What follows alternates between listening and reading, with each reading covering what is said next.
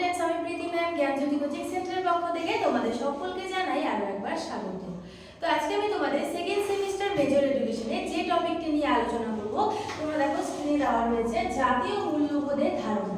ঠিক আছে, জাতীয় মূল্যবোধ বলতে কি বোঝো সে বিষয়ে তোমাদের ছোট্ট একটি ধারণা দিয়ে রাখবো। তো চলো দেরি না করে আলোচনা শুরু করছি। দেখো এখানে জাতীয় মূল্যবোধের ধারণায় বলেছে প্রথমে যে রাষ্ট্রের সর্বজন গ্রাহ্য কিছু বিশ্বাস এবং ধারণা মনে রাখার বিষয়। ঠিক আছে, কিছু ধারণা বা বিশ্বাস মনে রাখতে হবে। যে জাতীয় মূল্যবোধ বলতে বোঝায় কোনো প্রথা, ঠিক আছে, যেগুলি সমাজের কাছে কাম্য বা গ্রহণীয়। জাতীয় মূল্যবোধ যে বিষয়টি রয়েছে, জাতীয় মূল্যবোধ বলতে বোঝায় কোনো প্রথাকে, ঠিক আছে, কোনো প্রথাকে যেগুলি সমাজের কাছে কাম্য বা গ্রহণযোগ্য হয় সেটাকে। ঠিক আছে, এই দেখো উদাহরণস্বরূপ বলা যায় স্বাধীনতা, শান্তি, সুরক্ষা অর্থাৎ সিকিউরিটি, ন্যায় অর্থাৎ জাস্টিস। ঠিক আছে, ন্যায় অর্থাৎ হচ্ছে জাস্টিস। এরপরে হচ্ছে গণতন্ত্র, হ্যাঁ, সুস্থ প্রাকৃতিক পরিবেশ প্রভৃতি হলো জাতীয় মূল্যবোধের কয়েকটি উদাহরণ। তাহলে এই যে জাতীয় মূল্যবোধের উদাহরণ দিলাম সেগুলো কি কি রয়েছে? দেখো প্রথমে রয়েছে যে স্বাধীনতা, তারপর রয়েছে শান্তি, তারপর রয়েছে সুরক্ষা, তারপর রয়েছে ন্যায় এবং তারপর রয়েছে গণতন্ত্র এবং হচ্ছে সুস্থ প্রাকৃতিক পরিবেশ। সুস্থ প্রাকৃতিক পরিবেশ থাকা কিন্তু অত্যন্ত প্রয়োজন। তো দেখো জাতীয় মূল্যবোধ হলো কোনো একটি দেশের একান্ত নিজস্ব পরিচয়। ঠিক আছে, জাতীয় মূল্যবোধই কিন্তু এক একটি দেশের একটা নিজস্ব পরিচয় বুঝিয়ে দেয়। তাই এখানে বলা হয়েছে যে জাতীয় মূল্যবোধ হলো কোনো একটি দেশের একান্ত নিজস্ব কি পরিচয়। ঠিক আছে, বিভিন্ন দেশে জাতীয় মূল্যবোধ বিভিন্ন প্রকার হয়ে থাকে। ঠিক আছে, একটা দেশের যে মূল্যবোধ যেটা থাকবে অন্য একটি দেশের যে মূল্যবোধ সেটা কিন্তু আলাদা থাকবে। তাই এখানে বলেছে বিভিন্ন দেশের জাতীয় মূল্যবোধ বিভিন্ন প্রকার হয়ে থাকে। ঠিক আছে, কারণ জাতীয় মূল্যবোধ সেই দেশের সংস্কৃতি, সভ্যতা, মানুষের চিন্তাধারা এবং জীবনযাপনের রীতি, সামাজিক পরিস্থিতির উপর ভিত্তি করে গড়ে ওঠে। ঠিক আছে, এই যে জাতীয় মূল্যবোধ প্রত্যেকটা দেশে কিন্তু আলাদা থাকে এবং কিসের ভিত্তিতে গড়ে ওঠে? সেই দেশের যে সংস্কৃতি রয়েছে, সভ্যতা রয়েছে, মানুষের যে চিন্তাধারা রয়েছে, সবার চিন্তাধারা আলাদা থাকে। তাই সেই দেশের মানুষের যে চিন্তাধারা রয়েছে, হ্যাঁ, এবং জীবনযাপনের যে রীতিনীতি থাকে এটাও কিন্তু সকলের কিন্তু আলাদা থাকে। আমার যেটা জীবনযাপনের যে রীতিনীতি সেটা কিন্তু অন্যের সাথে মিলবে না, ঠিক সেরকম সবারই কিন্তু আলাদা থাকে। কারণ সামাজিক পরিস্থিতির উপর ভিত্তি করেও গড়ে ওঠে। ঠিক আছে, দেখো দেশভেদে তাই জাতীয় মূল্যবোধের অন্তর্গত বিষয়বস্তুও পরিবর্তিত হয়। ঠিক আছে, দেশ বিভাগে, হ্যাঁ, দেশ যখন ভাগ হয়ে যায় দেশ ভাগেও কিন্তু দেশ ভেদে তাই জাতীয় মূল্যবোধের অন্তর্গত বিষয়বস্তু পরিবর্তিত হয়। ঠিক আছে, জাতীয় মূল্যবোধ যে বিষয়টা রয়েছে সেটাও কিন্তু পরিবর্তিত হয়ে থাকে। ঠিক আছে, কোনো দেশের জাতীয় মূল্যবোধ সেই দেশের সংবিধান এবং প্রশাসনিক ব্যবস্থা সম্পর্কে ধারণা দান করতে পারে। তাহলে এখানে কি বলেছে? এখানে বলেছে কোনো একটি দেশের জাতীয় যে মূল্যবোধ রয়েছে সেই মূল্যবোধ সেই দেশের সংবিধান এবং প্রশাসনিক, তাহলে কি সংবিধান এবং প্রশাসনিক ব্যবস্থা সম্পর্কে ধারণা দান করতে পারে। ঠিক আছে, এরপরে চলো দেখে নিই। এরপরে রয়েছে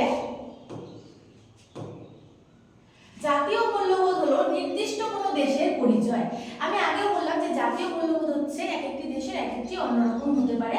তাই এখানে বলা হয়েছে জাতীয় মূল্যবোধ হচ্ছে নির্দিষ্ট কোনো দেশের পরিচয়। তাই জাতীয় মূল্যবোধ গঠন করার সময়, জাতীয় মূল্যবোধ যখন গঠন করা হয় তা রাজনৈতিক মতাদর্শের ঊর্ধ্বে উঠে গ্রহণ করা উচিত। এই যে রাজনৈতিক মতাদর্শ, বিভিন্ন মতাদর্শ থাকে অর্থাৎ মত থাকে, সেই মতের ঊর্ধ্বে গিয়ে গঠন করা উচিত।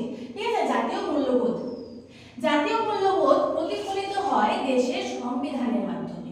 ঠিক আছে, তাহলে আমরা যদি জানতে চাই যে এটা হচ্ছে প্রতিফলিত হয় কোথা থেকে, এটা জাতীয় মূল্যবোধ প্রতিফলিত হয় দেশের সংবিধানের মাধ্যমে। ঠিক আছে, অর্থাৎ সংবিধানের থেকে। সংবিধান একটি দেশের সাপেক্ষে বিভিন্ন উদ্দেশ্য ও লক্ষ্যকে কেন্দ্র করে গড়ে তোলা হয়। তাহলে সংবিধান কি করে গড়ে তোলা হয়? সংবিধান হলো গড়ে তোলা হয় একটি দেশের সাপেক্ষে বিভিন্ন উদ্দেশ্য এবং লক্ষ্যকে কেন্দ্র করে। বিভিন্ন লক্ষ্য এবং উদ্দেশ্যকে কেন্দ্র করে কি হয়? এই যে কেন্দ্র করে গড়ে ওঠে কি সংবিধান। প্রতিটি দেশের সংবিধানে কিছু নীতি, ধারণা, বিশ্বাস, অধিকার এবং মর্যাদা থাকে। ঠিক আছে, মর্যাদা প্রভৃতি বিষয় উল্লেখিত থাকে। তাই কোনো একটি দেশের বিভিন্ন মতাদর্শে বিশ্বাসী অসংখ্য গোষ্ঠী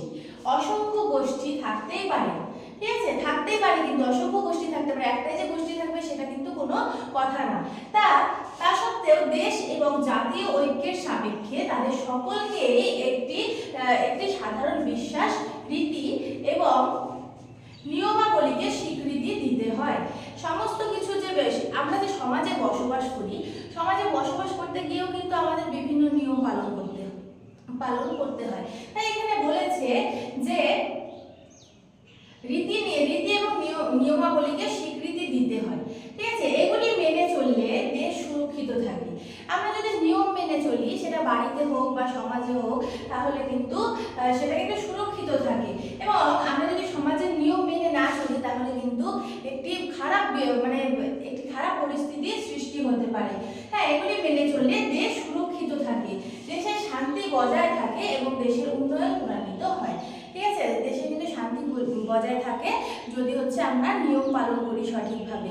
ঠিক আছে, সঠিকভাবে নিয়ম পালন করি এবং দেশের উন্নয়ন ত্বরান্বিত হয় এবং দেশ কি হয়, আরো উন্নত হয়। ঠিক আছে, তাহলে এখানে আমরা কি দেখলাম যে জাতীয় মূল্যবোধ হলো একটি নির্দিষ্ট কোনো দেশের পরিচয়।